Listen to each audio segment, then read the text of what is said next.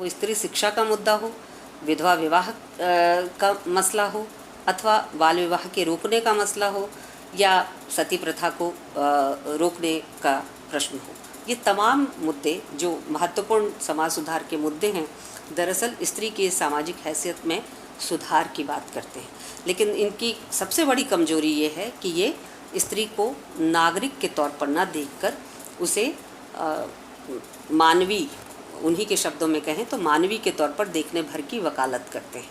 यानी वह भी मनुष्य है, उसे भी कुछ अधिकार है और वह अधिकार पुरुषों द्वारा छीन लिया गया है। लेकिन आप देखिए कि सरोजिनी नायडू उस दमन के पूरे परिप्रेक्ष्य को, जिसे नवजागरण स्वयं ही इस्टेब्लिश कर रहा है, स्वयं ही अपने समाज सुधार आंदोलनों के जरिए इस्टेब्लिश कर रहा है, सरोजिनी नायडू उस पूरे परिप्रेक्ष्य को नेगेट करती है कि मैं फेमिनिस्ट नहीं हूँ क्योंकि मैं दमन की थ्योरी को स्वीकार नहीं करती। और इस तरह से भारतीय स्त्रीवाद के भीतर भी जो ये अलग अलग तरह की चिंताधारा है वह नज़र आती है। और स्त्री की स्थिति को अगर समझना है तो नवजागरण ने जहाँ दिक्कत खड़ी की है स्त्री की स्थिति को समझने में, वो दिक्कत क्या है? वो दिक्कत है कि नवजागरण स्त्री को परिवार और परिवार के फ्रेमवर्क के भीतर ही, पारिवारिक संबंधों के भीतर ही बांध कर बात करता है। परिवार से बाहर और परिवार के संबंधों से बाहर स्त्री की अपनी कोई स्वायत्तता होती है, उसका अपना कोई सेल्फ होता है, स्व होता है, आत्म होता है। इसकी बात नवजागरण और नवजागरण के पूर्वधाओं के यहाँ सिरे से गायब है। अगर स्त्री को परिवार और परिवार के संबंधों के भीतर ही बांध कर देखें, यानी पुत्री, पत्नी, बहू, बहन इत्यादि संबंधों में बांट कर देखें, तो स्त्री उससे ठीक ठीक समझ में नहीं आएगी और ये ना ही पितृसत्ता के ढांचे को तोड़ने में किसी तरह का कोई मदद करेगा। परिवार और परिवार के संबंध अंततः पितृसत्ता के ढांचे को मजबूत करते हैं। नवजागरण की दूसरी बड़ी कमजोरी नवजागरण संबंधी बहसों की है और भारतीय स्त्रीवाद के भीतर का जो द्वंद्व है, ज़बरदस्त द्वंद्व है कि वह भारतीय दिखने के क्रम में पितृसत्ता के साथ कहीं भी विरोध में नहीं खड़ा होता। वह पितृसत्ता में सुधार चाहता है, वो बुरे पति की जगह अच्छा पति चाहता है जो स्त्री को पत्नी का अधिकार, स्त्री को अपनी मतलब एक पति स्त्री को, अपनी पत्नी को मनुष्य समझे, उसे उस पत्नी का दर्जा जो मर्यादित दर्जा है वो दे सके। इस तरह के प्ली थे, इस तरह की गुहार थी नवजागरण के भीतर। तो इससे स्त्री के स्व या स्त्री के सेल्फ का निर्माण नवजागरण के बहसों और उस दौरान चलाए गए जो विमर्श हैं उससे नहीं हो पाते। और सबसे एक और महत्वपूर्ण चीज़ जो मैं शेयर करना चाहती हूँ कि ये दिक्कत केवल भारतीय स्त्री जब हम कहते हैं तो एक और संकट है, और भारतीय स्त्री में भारतीय किसे हम समझ रहे हैं ये एक बड़ा संकट है। इस संकट और इस द्वंद्व से भारतीय स्त्रीवाद जो है बहुत दूर तक ग्रसित दिखाई देता है। जब महादेवी की किताब श्रृंखला की कड़ियाँ हम पढ़ते हैं तो आप देखिए कि पूरी किताब भारतीय स्त्री और उसकी दुर्दशा पर केंद्रित है। उसके महत्वपूर्ण सामाजिक भूमिका को रेखांकित करते हुए भी उसकी वर्तमान दशा पर निर्मम टिप्पणी ये किताब करती है। लेकिन दिक्कत क्या है कि जब ये भारतीय स्त्री महादेवी कहती हैं तो उनके जेहन में सनातन हिंदू स्त्री भर है, कोई और धर्म की स्त्री यहाँ विवेचना के केंद्र में नहीं है। तो भारतीय स्त्री के परिप्रेक्ष्य को समझने के लिए हम लोगों ने एक नया जो कह सकते हैं प्लेटफॉर्म तैयार किया है जिसमें अक्सर हम महादेवी की चर्चा करते हैं।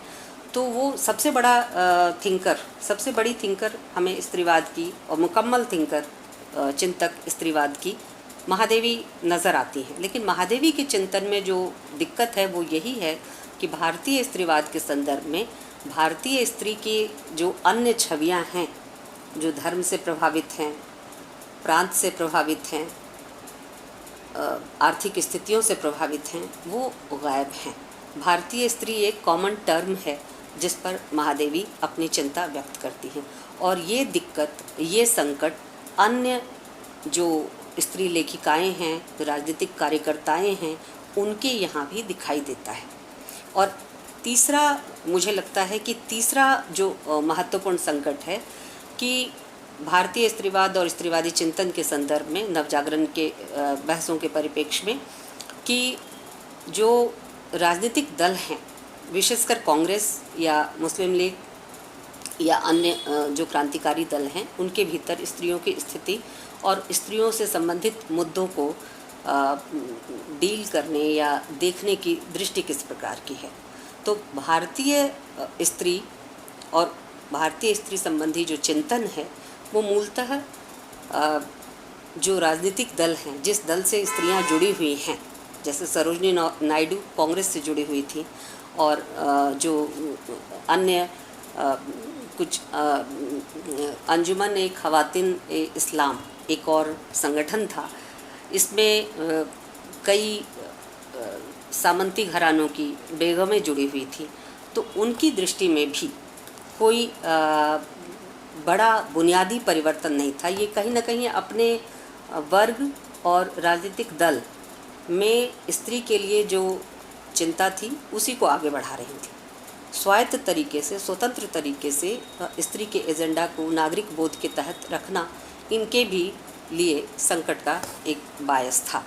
तो जैसे भोपाल की बेगम, अंजुमन ख़वातीन इस्लाम में के गठन में भोपाल की बेगम का बहुत बड़ा हाथ था, लेकिन भोपाल की बेगम की जो भूमिका थी मुसलमान स्त्रियों की शिक्षा की आवश्यकता को लेकर, उन्होंने ज़बरदस्त मुहिम चलाई थी, और उस मुहिम में उन्होंने ये तो साफ किया था कि मुसलमान स्त्रियां अपने पुरुषों के सहयोग के बिना कुछ नहीं कर सकती। ये उन्होंने कहा अपने एक भाषण में कि मुसलमान स्त्रियां अपने पुरुषों के सहयोग के बिना कुछ नहीं कर सकती, लेकिन पुरुष भी बहुत कुछ स्त्रियों के सहयोग के बिना नहीं कर सकती।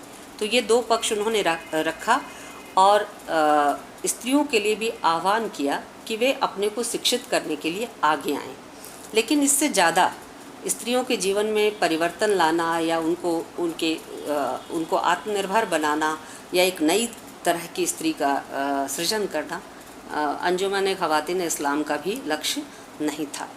तो कुल मिलाकर इस तरह की जो गतिविधियां चल रही थी, जो अंततः भारतीय स्त्रीवाद का परिप्रेक्ष्य निर्मित कर रही थी, उसकी अपनी सीमाएं थी, और अलग अलग राजनीतिक दलों से जुड़ी हुई स्त्रियों के ऊपर उन राजनीतिक दलों के नेताओं के स्त्री संबंधी विचार हावी थे। और जो स्वतंत्र तरीके से, जैसे महादेवी ने गांधी के प्रभाव को अपने ऊपर स्वीकार नहीं किया, ना ही उनके आह्वान का उन्होंने उस तरह प्रत्युत्तर दिया जैसे उनके आह्वान का बाकी लोगों ने नौकरियां छोड़कर अथवा अपने गहने दान कर या बहुत कुछ करके स्वतंत्रता संग्राम में अपने को झोंक कर दिया था। तो महादेवी ने अपनी शिक्षा पूरी की। गांधी जी ने उनसे भी आह्वान किया था, उनको भी खुला निमंत्रण था कि वे राष्ट्रीय स्वाधीनता संग्राम में कूद जाएं, लेकिन उन्होंने ऐसा न करके अपनी स्नातकोत्तर की पढ़ाई पूरी की थी, और तब वे भारतीय स्त्रियों की दशा और दिशा पर विचार कर रही थी। और इस तरह से उन्होंने ये आत्मनिर्भरता का लक्ष्य पहले हासिल किया था। तो जो अलग से सोच रही थी, यानी राजनीतिक दलों के प्रभाव से अलग सोच रही थी, वे स्त्रियां भी किस तरह से कुछ जकड़बंदियों की शिकार थी। जब वो भारतीय स्त्री कहती हैं तो उनके सामने अन्य धर्म और क्षेत्र की स्त्रियां नहीं आती, कुछ खास विशेषकर हिंदी भाषी क्षेत्र की स्त्रियां आती हैं, तो ये उनकी सीमा थी। इन तमाम सीमाओं के साथ भारतीय स्त्री के संदर्भ में नवजागरण का एक पक्ष निर्मित होता है। और मुख्य चीज़ ये है कि नवजागरण के संदर्भ में जो चीज़ निकल कर आती है कि स्त्री के सवाल क्यों इतने महत्वपूर्ण सवाल बनकर उठे भारतीय नवजागरण के संदर्भ में। तो उसका बड़ा कारण ये था कि नए उभरते पूंजीवाद के अनुकूल जो नया आधुनिक समाज बन रहा था उसमें उसके अनुकूल स्त्रियों को निर्मित करने का एक बड़ा सामाजिक दायित्व आ पड़ा था और उसे पूरा करना था। आप प्रेमचंद को याद कीजिए। गबन में प्रेमचंद एक जगह कहते हैं कि जब जालपा के संदर्भ में बातचीत हो रही है तो प्रेमचंद कहते हैं कि अनपढ़ स्त्रियां अगर घर में हैं, अशिक्षित अनपढ़ स्त्रियां अगर घर में हैं और कोई आपत्ति आ जाती है तो वो क्या कर सकती हैं? अधिक से अधिक चारपाई का कोना पकड़कर दहाड़े मारकर रो सकती हैं। वे इससे ज़्यादा किसी काम की नहीं होती। तो ये जो आधुनिक स्त्री तैयार करने की कवायद थी वो किस लिए थी? पूंजीवादी जीवनशैली के अनुसार पुरुषों को जिस तरह की स्त्री की ज़रूरत थी, नवजागरण दरअसल वैसी ही स्त्री का मॉडल तैयार करने का एक बड़ा प्लेटफॉर्म था। और उस समय का सारा जो विमर्श था वो घूम फिर कर यहीं कहीं टिकता था।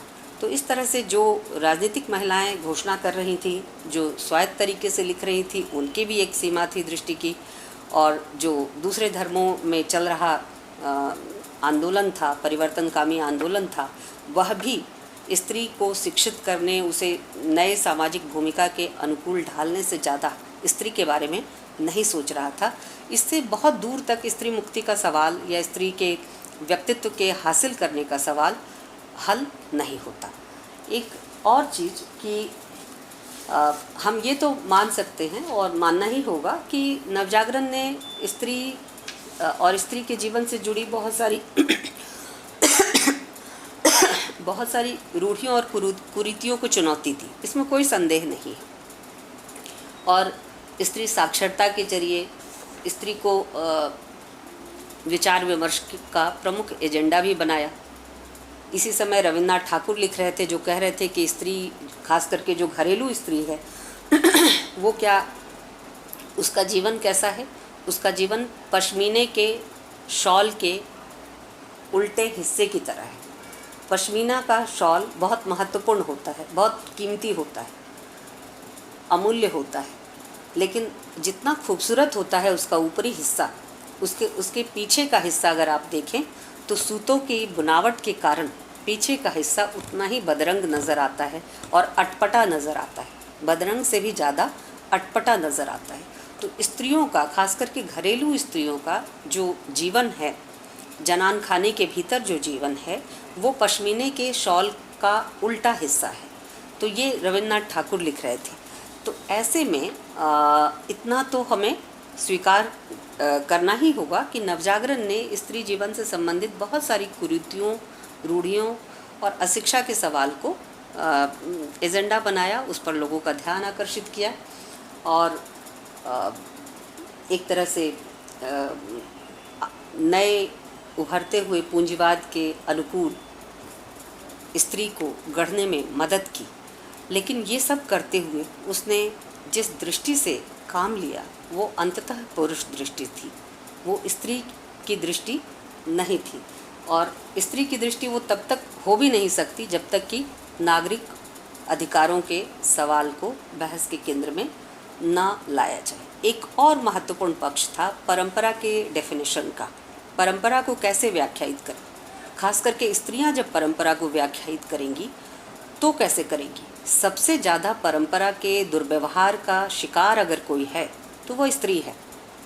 लेकिन अगर स्त्री लिखने पढ़ने लग गई है, स्त्री अगर पब्लिक डोमेन में अपने विचारों को व्यक्त करने लग गई है, तो वो परंपरा को कैसे देखेगी? परंपरा को नकार कर, अनदेखा करके, उपेक्षा करके आगे बढ़ जाना आसान नहीं है। स्त्री के लिए तो बिल्कुल नहीं है, क्योंकि उसका एक पैर नहीं बल्कि दोनों पैर उसके परंपरा में गहरे धंसे हुए हैं।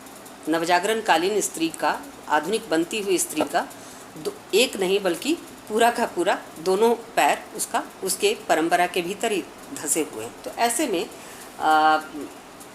परंपरा की व्याख्या करना उसके लिए एक खतरनाक खेल था। खतरनाक इस सेंस में कि जिस परंपरा के कारण, जिस परंपरा के पूरे कह सकते हैं परिप्रेक्ष्य के कारण स्त्री के दमन, उत्पीड़न और पिछड़ेपन का एक पूरा वातावरण तैयार होता है। स्त्री जब उसी परंपरा पर लिखती है तो वो कैसे लिखती है? क्या वह परंपरा की अनुगामिनी होकर लिख सकती है? और अगर लिखती है, जैसा कि भारतीय स्त्री लेखन का पहला दौर है जिसकी तस्दीक करता है कि भारतीय स्त्री लेखन, विशेषकर हिंदी पट्टी की जो स्त्रियां हैं, उनके पहले दौर का लेखन परंपरा को एक तरह से पुनर्व्याख्यायित करते हुए ही लिखा गया है, मौजूद है, वो दस्तावेज है, उससे हम इनकार नहीं कर सकते। लेकिन जब स्त्री परंपरा को चाहे पुनर्व्याख्यायित ही करे, ये उसके लिए खतरनाक विषय है, आग से खेलना है, क्योंकि उसी परंपरा के भीतर उसके दमन के सारे सूत्र भी छिपे हुए हैं। उसी परंपरा की दुहाई दे देकर उसको दबाया जाता रहा, घर के भीतर रखा जाता रहा, उसे समझाया जाता रहा कि पितृसत्ता के बंधन उसके लिए सबसे अच्छे बंधन हैं। और उसी परंपरा पर जब स्त्री लिखती है, लेखनी चलाती है, तो क्या वह केवल परंपरा की पुनर्व्याख्या करती है या कुछ और करती है? लग सकता है कि वह परंपरा की पुनर्व्याख्या कर रही है और सिर्फ बता रही है कि करवा चौथ का व्रत कितना अच्छा होता है, या और कोई परंपरा निभाना स्त्री के लिए क्यों ज़रूरी है, परिवार के स्वास्थ्य के लिए, परिवार की खुशहाली के लिए, समाज की खुशहाली के लिए। बहुत सारी ऐसी रीतियां हैं जिसको स्त्री को निभाना चाहिए। स्त्री जब लिख रही है और उन चीज़ों का विवरण देते चल रही है, तो ध्यान देना चाहिए कि स्त्रियां उन विवरणों को देते हुए उन जगहों को एक तरह से पुनर्जीवित कर रही है और व्याख्या के लिए फिर से खोल रही है, जिसको इस्टेब्लिश कर दिया गया है और एक मान लिया गया है कि यह तो अटल सत्य है। लेकिन आप उस अटल सत्य को स्त्रियों के द्वारा एक बार पुनः खोला जाता देखते हैं भारतीय नवजागरण के पहले चरण के दौर के स्त्री लेखन में। और जब वो खोला जा रहा है तो सिर्फ इसलिए नहीं खोला जा रहा है कि स्त्रियां उसकी पुनर्व्याख्या कर रही हैं, बल्कि इसलिए खोला जा रहा है कि स्त्रियां उन जगहों को एक तरह से फिर से अपने पाठकों के सामने, पाठकों के जेहन में, उसकी याददाश्त में और उसके अनुभव का हिस्सा बना देना चाहती हैं, जो उनके जीने के पैटर्न के तौर पर परंपरा ने उनके लिए निर्मित कर दिया है। दूसरे चरण का जो लेखन है स्त्री का, वो परंपरा को लेकर इतना समर्पणशील नहीं है। खास करके मैं उन चिंतनशील स्त्रियों के लेखन की बात करना चाहूँगी, जैसे महादेवी का ही उदाहरण दूँ, या बहुत सारी उस समय मनोरमा देवी, यशोवती देवी, महादेवी, होमवती देवी, उषा देवी मित्रा, बहुत दर्जनों नाम हैं जो उस समय लिख रहे थे। लेकिन ये तमाम नाम, इनमें से कोई भी परंपरा के पास उस तरह नहीं जा रहा जैसे पहले दौर का स्त्री लेखन जाता है। दूसरे दौर का स्त्री लेखन परंपरा को लेकर अत्यंत सचेत है। परंपरा के संबंध में बात करते हुए उसका ध्यान उस प्राचीनता की तरफ तो है जहाँ स्त्री और पुरुष दोनों भारतीय समाज में बराबर खड़े हैं, उसकी चर्चा तो वो करते हैं, स्त्रियां करती हैं। और महादेवी का ही एक उदाहरण मैं आपको दूं कि महादेवी एक जगह कहती हैं कि यदि आदिम संघर्ष काल में, मतलब जब सृष्टि की शुरुआत ही हो रही थी, आदिम काल में जब समाज का गठन उस तरह से नहीं हुआ था ठीक, कबीलाई आदिम समाज था हमारा, तो आदिम संघर्ष काल में जब प्रकृति और बाकी सारी चीज़ें एकदम कठोर रूप में आक्रमणकारी थी, उस संघर्ष काल में जब स्त्री पुरुष के बराबर खड़ी रही, कंधे से कंधा मिलाकर उसका साथ दिया, तो आज ऐसी क्या स्थिति आ गई है कि स्त्रियां पुरुष के बराबर खड़ी नहीं हो सकती। परंपरा को इस तरह से व्याख्यायित करना, परंपरा के इस पक्ष को देखना, न कि परंपरा के उस धार्मिक पौराणिक पक्षों को बार बार बहस के लिए या फिर अनुकरण के लिए खोलना, दो अलग चीज़ें हैं।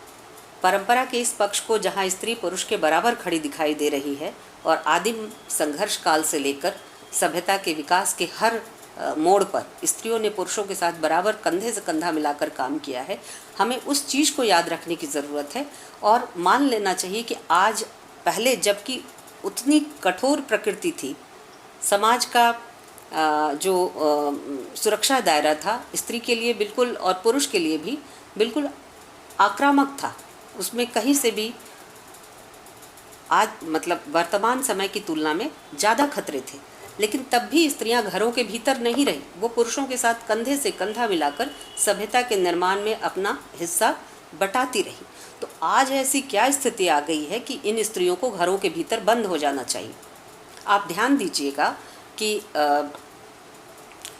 बड़ी संख्या में आज़ादी की लड़ाई के दौरान गांधी जी की सबसे बड़ी सफलता ये थी कि बड़ी संख्या में अनपढ़ और पढ़ी लिखी दोनों तरह की स्त्रियां, जो बहुत बड़ी नेत्री थी, बड़े घरानों से थी, जिनके पास अच्छा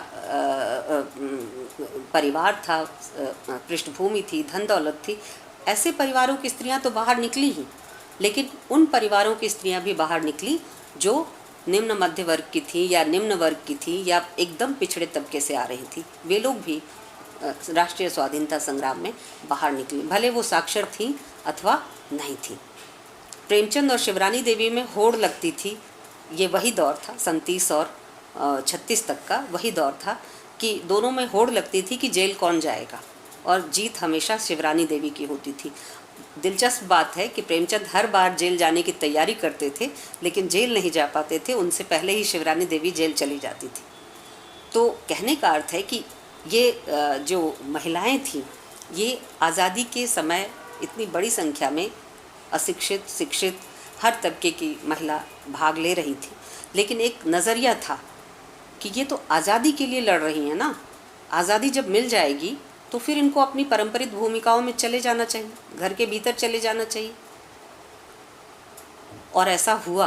विभाजन का जो दंश झेलना पड़ा, उसमें सबसे बड़ा शिकार स्त्रियां ही हुई, और ये शिकार इस अर्थ में हुई कि उनके देह को ही टारगेट किया गया। संख्या दर्ज नहीं है, आंकड़े उपलब्ध नहीं हैं, हत्या और बलात्कार के आंकड़े उपलब्ध नहीं हैं, शारीरिक हिंसा के आंकड़े उपलब्ध नहीं हैं, लेकिन अनुमान किया जा सकता है कि वो करोड़ों की संख्या में होंगे। स्त्री की देह को ही टारगेट किया गया, और पुनः ये जो हिंसा और आतंक का माहौल है, ये अंततः स्त्री को एक बार फिर से घरेलू स्त्री में बदल देता है। स्त्री की सारी लड़ाई की दिशा को उलटकर पुनः ये पीछे की तरफ धकेलता है, और इस तरह का जो कह सकते हैं कि हिंसक वातावरण है, वह स्त्री के नागरिक अधिकारों का हनन सबसे पहले करता है। तो भारतीय स्त्री की जो यात्रा थी, खास करके आधुनिक भारतीय स्त्री की जो यात्रा थी, जो नवजागरण के विभिन्न समाज सुधार आंदोलनों से चलती हुई स्त्री की स्वायत्तता को हासिल करने तक पहुंची और आगे बढ़ी, वह फिर